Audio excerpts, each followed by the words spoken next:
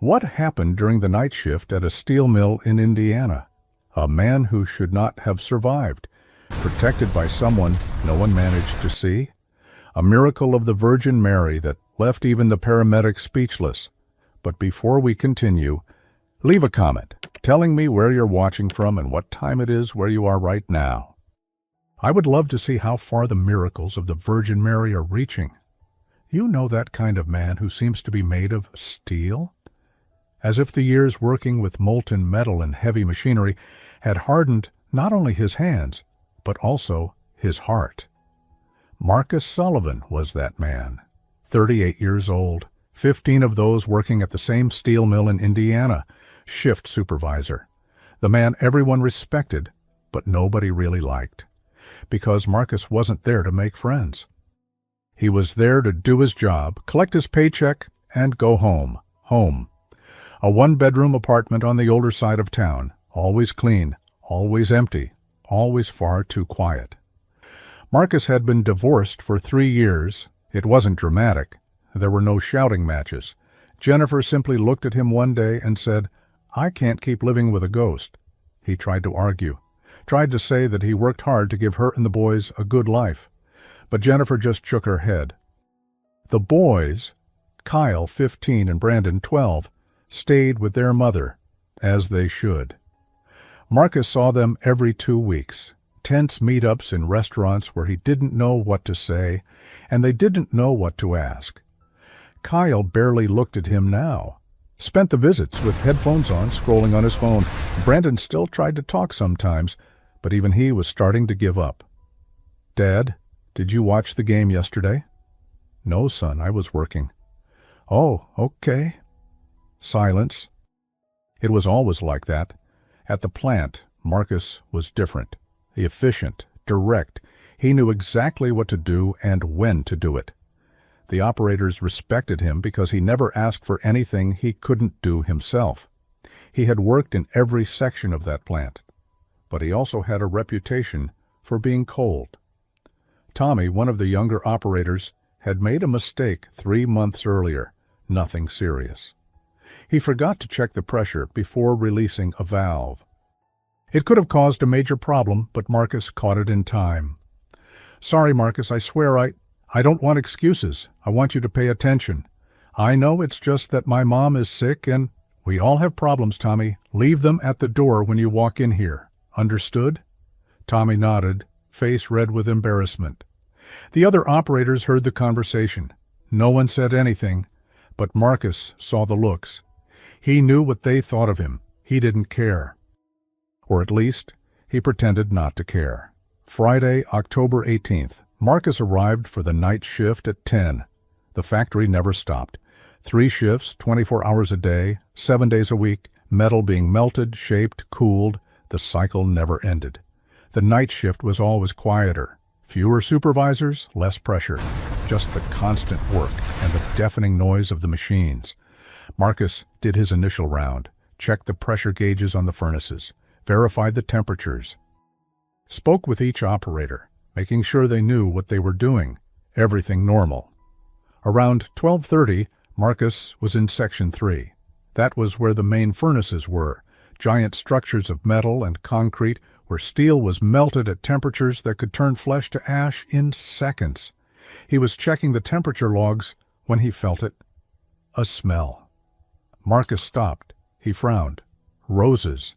Impossible. The factory always smelled like hot metal, machine oil, sweat, smoke, always. It never changed. That was the scent of the place. But there, in that moment, in the middle of Section 3, Marcus was smelling roses. Fresh roses. As if someone had just cut a bouquet and held it right under his nose. He looked around. No one nearby. The closest operator was about 20 meters away, back turned, focused on his station. Marcus shook his head. Exhaustion. It had to be. He'd been working 6 days a week for months, but the smell didn't go away. It grew stronger. And that was when Marcus saw her, a woman, standing about 5 meters from him in the middle of Section 3 of a steel plant. At 12:37 a.m., wearing a long blue dress. Marcus's brain tried to process what he was seeing. Someone had entered a restricted area. How had she gotten past security? Why had no one stopped her? "Ma'am," he began to say, taking a step toward her.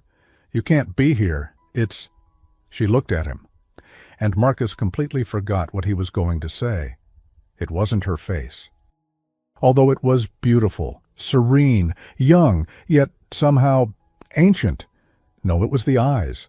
Eyes that seemed to see through him, through all the armor he had built over 38 years of life, through the anger, the bitterness, the loneliness he hid so well.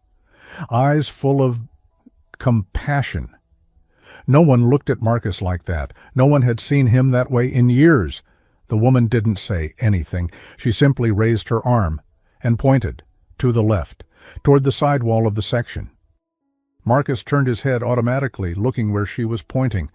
There was nothing there, just the concrete wall, a pile of old materials, nothing important. He looked back at the woman to ask what she meant, but something in her expression, urgency, fear, made Marcus move. Without thinking, without questioning, he ran in the direction she had pointed. 5 steps, 10, 15, and then the world exploded. The sound came first, a blast so loud Marcus felt it in his bones. Then the wave of heat, then the shock that threw him against the concrete wall. Furnace number 2 had exploded. It shouldn't have been possible, but some impossible combination of mechanical failures had created the perfect scenario for disaster, and then everything collapsed.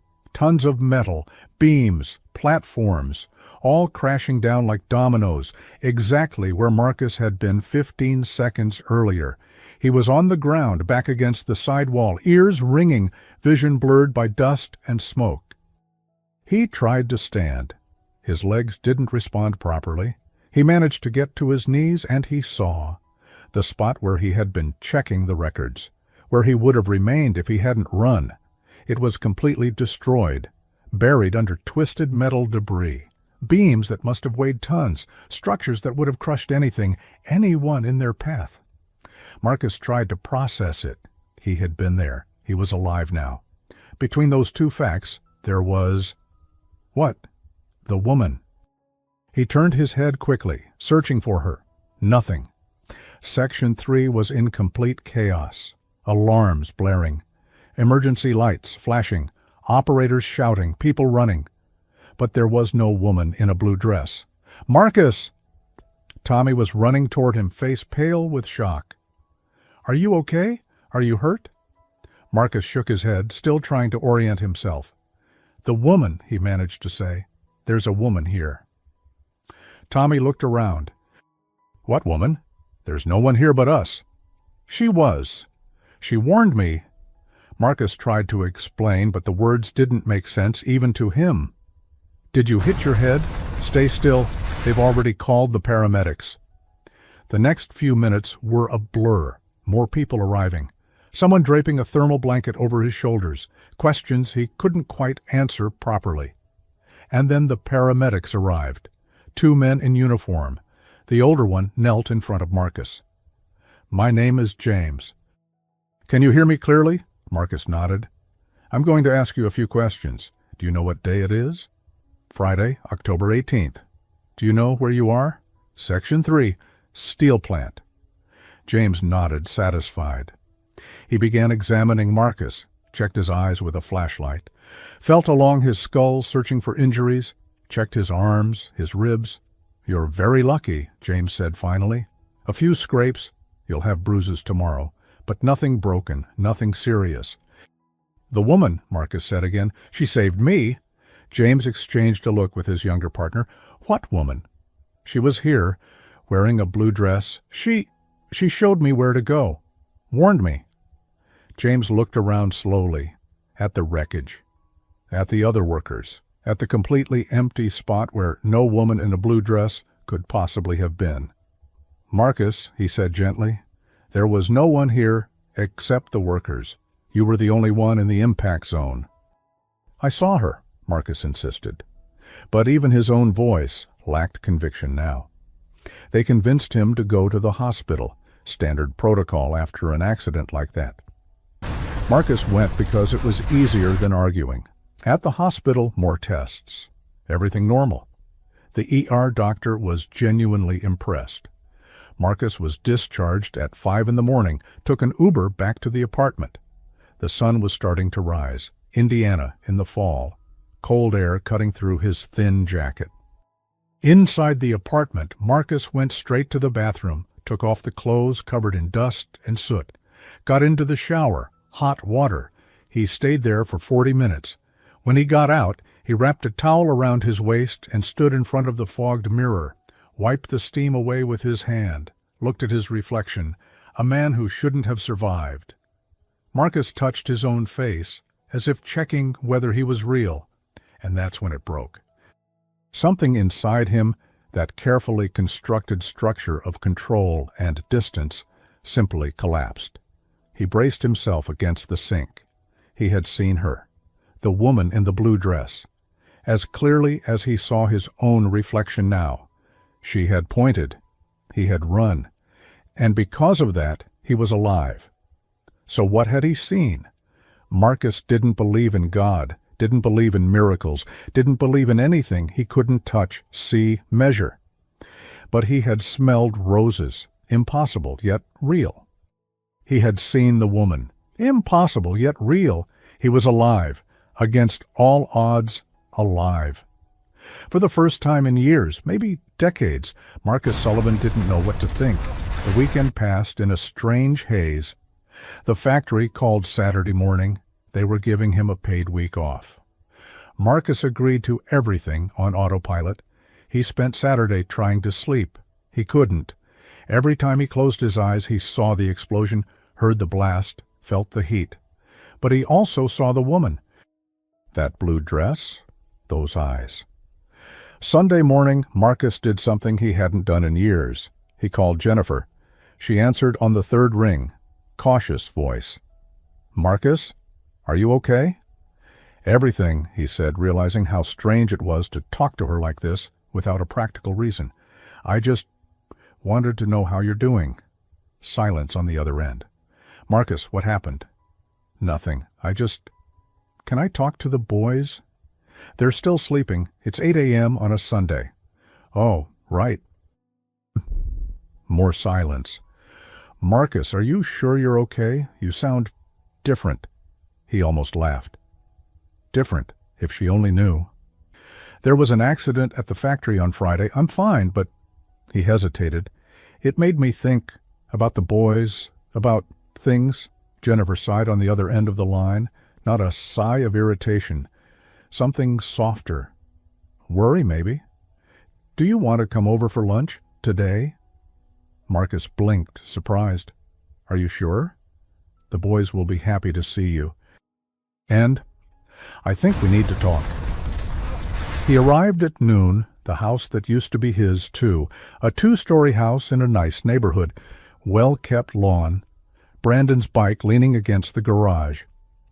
Jennifer opened the door. She was wearing that gray sweater he always liked. Hair pulled back in a ponytail. "Hi." "Hi." They stood there for a moment, awkwardly. Then Jennifer stepped aside, letting him in. "The boys are in the living room. Kyle is... well, you know how he is." Marcus walked into the room. Kyle was on the couch, headphones on, playing something on his phone. Brandon was on the floor, building something with Lego. "Hey, guys." Brandon looked up and smiled. "Dad, you came." Kyle removed one headphone, looked at Marcus, didn't smile but gave a small nod. Progress. Lunch was different. Normally, when Marcus visited, there was this tension. Everyone trying to fill the silence, everyone uncomfortable. But today Marcus asked questions, actually listened to the answers. After lunch, Jennifer made coffee. The boys went back to their rooms. "You're different," Jennifer said, sitting at the kitchen table with him. Marcus looked at the coffee in front of him, steam rising slowly.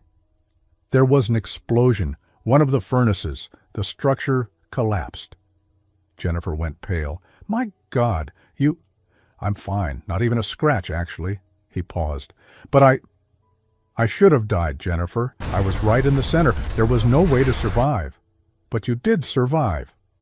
Because I ran. At the last second, I ran to the side. Luck. Marcus slowly shook his head. It wasn't luck. And then he told her. About the smell of roses, about the woman in the blue dress, about how she pointed, about how he simply obeyed. Jennifer listened in silence. When he finished, she stayed quiet for a long moment. You think it was... What? The Virgin Mary? I don't know what it was. I don't believe in that stuff. You know that. But you saw? I did. Jennifer reached her hand across the table. Hesitant. Marcus looked at her hand, then took it. Marcus felt something tighten in his chest. I don't know how to be different. I've spent so long being the way I was that... Then, maybe, Jennifer said softly, maybe that's what the Virgin Mary was showing you. Not just where to run to save your life, but how to live. The words hung in the air between them. Marcus went back to his apartment that afternoon with something he hadn't felt in a long time. Hope, maybe. Tuesday morning he woke up early out of habit, made coffee, sat at the small kitchen table, and realized he had nothing to do. For the first time in 15 years, he had time. On Wednesday, Marcus did something impulsive. He grabbed the car and drove, with no specific destination, just drove. He ended up in a part of the city he hadn't visited in years, the oldest neighborhood, where he had grown up. He drove past the elementary school he'd attended, now renovated, painted different colors, drove past the house he had lived in until he was 18. Someone new lived there. They had put up a new fence. And then he saw the church. He hadn't planned to stop, but he saw the church and stopped. The parking lot was nearly empty. Marcus sat in the car for 10 minutes, staring at the old stone building. His mother used to take him there when he was a child, every Sunday. She prayed with such devotion while he squirmed on the hard bench, counting the minutes until he could leave. She died when he was 22. Marcus stopped going to church after that. What kind of God let a good woman like his mother suffer like that? But now, sitting in the parking lot, he thought of the woman in the blue dress, and he got out of the car. The church was empty, silent. Light filtered through the stained glass windows, creating colorful patterns on the floor. Marcus walked slowly down the central aisle. His footsteps echoed faintly. He stopped in front of the altar, looked up. Above the altar, a large statue, the Virgin Mary, blue mantle, outstretched hands. Marcus stood there, staring. It was the same woman. Marcus didn't know how to pray. He had forgotten. The words his mother had taught him were buried under decades of disuse. But he stood there, and he whispered, "Thank you." Just that. 2 words. And Marcus swore that for a second he felt it again. Roses. On Thursday, Kyle called. Marcus was making coffee when his phone rang. He saw the name on the screen and almost dropped the mug. Kyle never called. "Hello? Do you want to come for dinner tomorrow? Here at home?" Mom said it's okay. Marcus felt something warm rise in his throat. "I'd love to." "Cool, like around 7? I'll be there." After he hung up, Marcus stood in the kitchen for a long time, staring at the phone in his hand. Kyle had called, his son had called, on his own. On Friday night, Marcus arrived right at 7. Brandon opened the door. Dinner was normal, in the best possible way. Conversations about school, about Brandon's soccer team, about the game Kyle had been playing. And Marcus joined in, made bad jokes that made Brandon laugh and Kyle roll his eyes, but with a small smile. On Monday, Marcus went back to work. Section 3 was still under repairs, but the rest of the factory was running normally. He was assigned to temporarily supervise Section 1. When he arrived, several operators came to greet him, ask how he was, say they were glad he was okay. Days turned into weeks. Marcus settled into a new routine, work. But now he talked to the operators, asked about their lives, listened when they had problems, weekends with the boys, every Saturday. Sometimes he stayed for dinner. Sometimes he visited for just a few hours, but always present, truly present. And Jennifer. They started talking again, for real, about the boys, about life, about mistakes and regrets. "I'm not saying we're getting back together," she said one day, "but I'm happy that you're here, that you're being a father again." So am I. October turned into November. The air grew colder. The trees lost their leaves. Marcus kept visiting the church from time to time, not every week. But whenever he felt the need, he didn't pray exactly, he still didn't know how, but he sat there, quiet, and somehow it was enough. Section 3 had been completely rebuilt, new structures, new furnaces, updated safety protocols. Marcus asked to do a walkthrough before the shift started, just him. He walked through the rebuilt section. Everything was different, more modern, safer. But he knew exactly where he had been. He could picture it perfectly, the place where the records were kept. Where he would have been when Marcus stopped at that exact spot. He looked around and whispered, "Thank you for showing me the way." There was no answer. He didn't expect one. December arrived cold. The first snow fell on a Thursday morning. Marcus was in his apartment when he woke and saw the flakes falling outside. He made coffee, sat at the table, looked out the window. The apartment didn't feel as empty anymore. He had brought some photos, put Brandon's drawings on the fridge. He even bought a plant. He was trying to keep it alive. His phone rang. "Jennifer. Hey, the boys wanted to know if you'd like to come for Christmas dinner." Marcus smiled. "I'd love to." "And Marcus, I was thinking, maybe after the holidays, we could try, take it slow, see how things go." His heart jumped. "Really? I'd really like that, Jennifer." After he hung up, Marcus sat there for a long time. He thought about how strange life was. How a single night, a single moment could change everything. He had almost died. But instead, he had begun to live. On Christmas, Marcus arrived at Jennifer's house carrying gifts, things the boys really wanted. And Marcus Sullivan, a man who didn't believe in miracles, couldn't deny what had happened. He had seen something impossible, something that saved his life. But more than that, something that taught him how to live again. If it was the Virgin Mary, he would never know for sure. But he knew it was real, and he knew he was grateful. Before we finish, I want to invite you to join our prayer community for the Virgin Mary, a space of faith and hope where people from all over the world come together to pray and share the graces they've received. If you feel in your heart the desire to be part of this chain of prayer, click below and become a member of the channel today. And come pray with us. And look, if you've made it this far to the end of Marcus's story, do one thing for me. Write roses in the comments, the impossible scent that saved a life. I want to see how many hearts this story truly reached. And every time I read roses in the comments, I'll know that one more person believes that miracles of the Virgin Mary still happen. If this story touched your heart, subscribe to the channel and turn on the notification bell. Share this video with someone who needs to renew their hope today. May the Virgin Mary continue to bless and protect you and your family. Amen.